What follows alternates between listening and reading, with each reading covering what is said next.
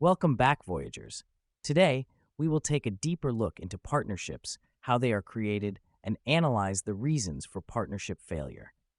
But before we dive in, don't forget to subscribe to our channel and hit the like button for more entertaining and educational videos. Once a buyer has identified a suitable partner and completed due diligence, they must communicate the value of the partnership. According to Partnership Sourcing Ltd, this involves 3 steps: selling the idea to senior management, selling the idea to the wider organization, selling the idea to the potential partner, if needed. Let's explore these in the context of a coffee shop business. To get senior management on board with the partnership philosophy, it's crucial to present a strong business case. Imagine you've found a supplier offering premium, sustainably sourced coffee beans.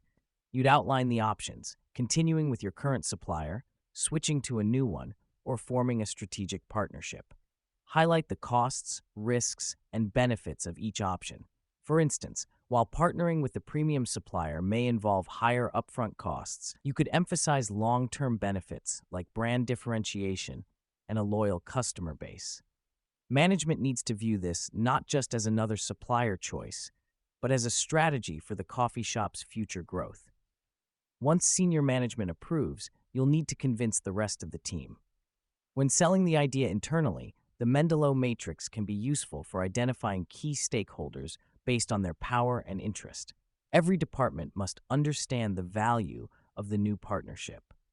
Think about your marketing, operations, and procurement teams. Without their buy-in, the partnership won't work. For example, if your marketing team doesn't highlight the sustainable beans in campaigns, the value of the partnership won't reach customers. It's helpful to have a senior manager act as a champion, advocating for the partnership internally and ensuring all departments commit the necessary resources. Creating a sense of urgency, perhaps by showing how competitors are moving towards sustainable sourcing, will help rally the entire coffee shop staff.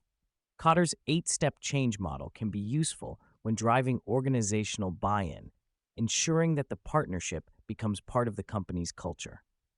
If your supplier is interested in forming a partnership, you'll still need to show them the benefits clearly. For example, if you're planning to launch a line of exclusive blends in your coffee shops, you could point out that by partnering, both sides could collaborate on product development and marketing efforts. This could result in higher sales for both the coffee shop and the supplier.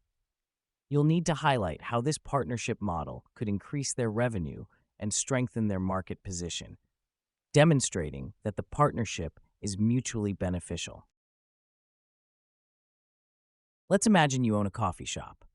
You've decided to partner with a coffee bean supplier to improve your business operations. But for this partnership to succeed, the supplier needs to understand the performance standards you're aiming for, much like any buyer-supplier relationship in business. Let's walk through these standards, using your coffee shop as an example. First, there's total quality management, or TQM. Think of it as ensuring every cup of coffee served is of the highest quality. You expect your supplier to follow rigorous quality checks, just as you would in the coffee shop.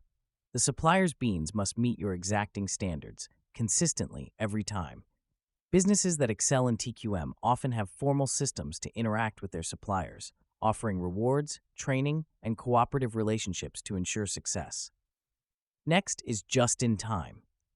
In your coffee shop, this would mean the beans arrive just when you need them, fresh and in time for the morning rush. This minimizes storage costs, but there's a risk. If the supplier doesn't deliver on time, you could run out of stock, affecting your service. To prevent stockouts, you and your supplier need tightly integrated systems, allowing real-time communication. And with just-in-time, there's no room for mistakes. Every shipment must be of high quality. Another key standard is the supplier's ability to provide supplies locally or globally. Say your coffee shop expands internationally. You'll need a supplier that can provide beans not just in your local market, but globally as well. This ensures consistency in taste and quality across all your locations. Now let's talk about innovation. Suppose you want to introduce a new specialty blend or a more eco-friendly packaging. You'd expect your supplier to collaborate on these new ideas. A strong partnership fosters innovation, helping you stay competitive by improving products, reducing costs, and speeding up time to market. Flexibility management is next. Imagine there's a sudden trend for a particular type of coffee, and you need to quickly adapt your offerings. Your supplier should be agile, able to respond quickly to your changing needs.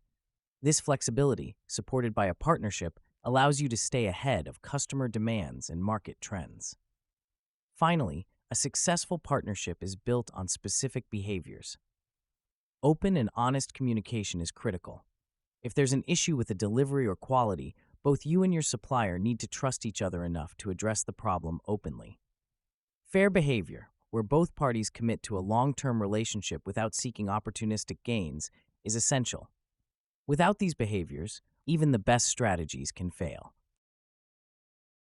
When building a successful buyer-supplier partnership, joint commitment is essential.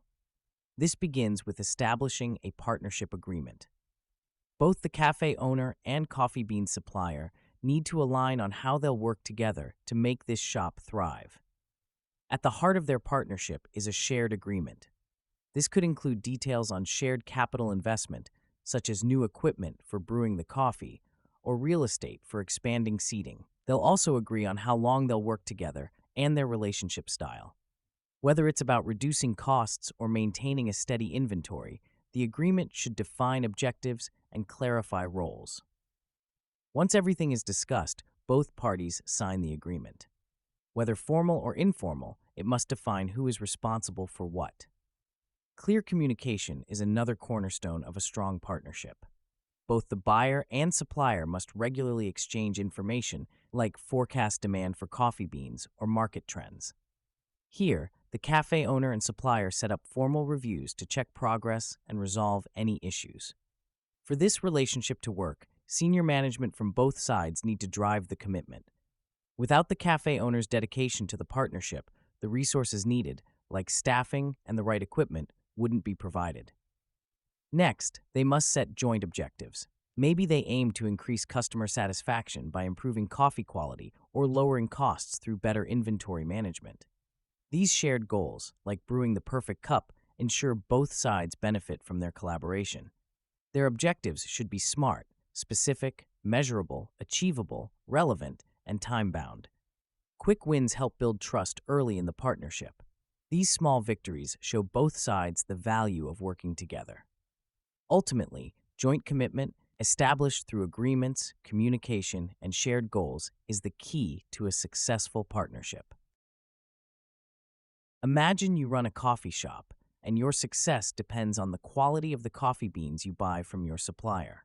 This relationship, like any business partnership, needs regular reviews to ensure it stays strong and beneficial for both parties. This is what we call a partnership review.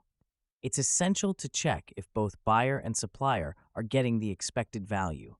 Are the beans consistently of high quality? Is the coffee shop placing orders on time? These reviews are critical to make sure the effort both sides put in is delivering results. To manage these reviews, a governance structure, like a project steering committee, is set up.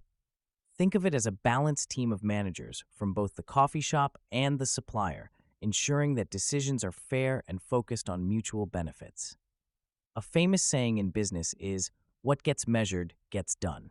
By setting up key performance indicators, like coffee bean quality and delivery time, the coffee shop and the supplier can ensure that they focus their resources where it counts. Celebrating success is also important. If the beans are consistently excellent, both the coffee shop and the supplier can celebrate these achievements, motivating everyone involved and reinforcing the partnership. Partnership reviews also help identify areas that need improvement. If the beans are late or of inconsistent quality, regular reviews help catch these issues early and give both sides a chance to correct them. Partnership reviews can also generate new ideas. Just like refreshing the coffee menu in response to customer preferences, procurement partners must constantly look for innovative ways to improve their collaboration. Other reasons for partnership reviews: assess current level of support. Support the development of trust and commitment to the partnership can be used as decision points. But beyond regular reviews, partnerships need a more formal check-in called a project audit. This is an in-depth process, usually done by an independent party, to assess if the partnership is meeting all its objectives. Audits help ensure that the partnership is staying on track. For example, the auditor might look at whether the coffee beans meet the KPI for sustainability standards. Audits can also uncover hidden problems before they become major roadblocks. By identifying issues early, the coffee shop and supplier can take steps to fix them and ensure the relationship stays efficient. In some partnerships, assets are loaned, like this coffee machine from the supplier. Audits make sure that such assets are used correctly and maintain accountability between both parties. Ultimately, project audits build trust and confidence. When both the coffee shop and the supplier know they're meeting their goals, it strengthens the partnership and ensures long-term success. Other reasons for project audit: assess the quality, time, cost, and risks. Assess ethical and environmental factors. So why do partnerships fail? Let us discuss the main reasons for partnership failure. Poor communication. If the coffee shop asks for premium beans but doesn't clarify what premium means, the supplier might misunderstand and send a different grade of beans. This leads to frustration on both sides. Miscommunication can also happen if the buyer overwhelms the supplier with too much unnecessary information, or if there's no follow-up after requests. Poor communication results in delays, errors, and ultimately a breakdown in the partnership. Some of the most common communication barriers are distortion or omission, misunderstanding, communication overload, and ineffective communication. Lack of senior management support. Consider the coffee shop's senior management. If senior management isn't supporting the partnership, employees will sense this and might not feel committed to making it work. Without top-level backing, the partnership will struggle to thrive. Lack of trust. Let's say the coffee bean supplier withholds critical information, like the beans being delayed due to weather conditions, or they're consistently late with deliveries. The coffee shop begins to lose trust in them, wondering if they can rely on the supplier. Trust is key in any partnership, and when it's broken, whether through lack of transparency or unmet expectations, it's difficult to recover. The coffee shop might start looking for another supplier, leading to partnership failure. Lack of commitment. Imagine the coffee shop only occasionally orders from the supplier and doesn't communicate consistently. The supplier, in turn, doesn't prioritize the coffee shop, feeling they're not worth the effort. When both parties show a lack of commitment to the relationship, it creates a vicious cycle. No one dedicates enough resources and the partnership stagnates, making it easy for one or both to walk away. Poor planning. The coffee shop decides to switch to a new specialty blend, but they fail to inform the supplier in advance. The supplier isn't prepared for the sudden shift in demand, leading to delays. Without proper planning, like setting expectations, timelines, and clear roles, partnerships often fall apart. If the coffee shop had planned ahead, they could have avoided these issues and ensured a smoother transition. Partnership not delivering expected benefits. In this scenario, the coffee shop initially partnered with the supplier, expecting a high-quality product at a good price. Over time, they feel like the quality hasn't met their expectations, or perhaps the market has shifted, and their customers no longer favor the beans. The coffee shop no longer sees the value in continuing the relationship. If the partnership doesn't bring consistent benefits, both parties may lose interest and move on. Changes in markets. Let's say the coffee shop's customer base has shifted from high-end coffee drinkers to more budget-conscious consumers. The specialty beans from the supplier are now too expensive to justify. External changes in the market, like customer preferences or new competitors, can impact the relationship. When the market shifts, both buyer and supplier need to adapt. If they don't, the partnership may no longer make sense. You can apply steepled analysis and Porter's 5 forces model to analyze shifts in markets. Cultural differences. Imagine the coffee shop partners with a supplier from a different country. The coffee shop operates in a laid-back, informal style, while the supplier has a more hierarchical, formal business culture. When they try to collaborate, there's friction because their styles clash. If these cultural differences aren't addressed, they can lead to misunderstandings and frustrations, eventually causing the partnership to fail. One way to analyze cultural differences is through Charles Handy's types of organizational culture. Handy's model identifies 4 organizational cultures. Power culture, controlled by a central figure with autocratic leadership. Role culture, featuring a formal structure with autocratic or paternalistic leadership. Task culture, using teams to solve problems with democratic or paternalistic leadership. And person culture, where individuals are prioritized, operating in a flat structure with democratic leadership. Each type affects how decisions are made and how organizations function. Distance. Finally, consider that the coffee shop's supplier is located in another country, creating logistical challenges. The time zone differences make communication difficult, and shipping delays mean the coffee beans don't always arrive on time.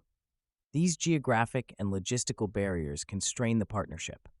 Without proper systems to manage distance, the relationship may become too costly and complicated to maintain. Thank you for joining us on this thrilling journey. Subscribe to our channel for more entertaining and educational videos. Please don't forget to hit the like button if you really enjoyed our voyage. May your future endeavors be as exciting and successful as our adventure today.